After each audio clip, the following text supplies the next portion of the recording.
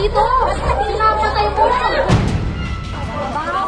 Mabaho po talaga. Hindi na po kaya. Mabaho po sa patay na tao. Masasakit ang atyan namin. Makakasakit kami. Tanggalin na dapat kami. Ito yung balang tinagtag nila. Kailangan ba patayin kami?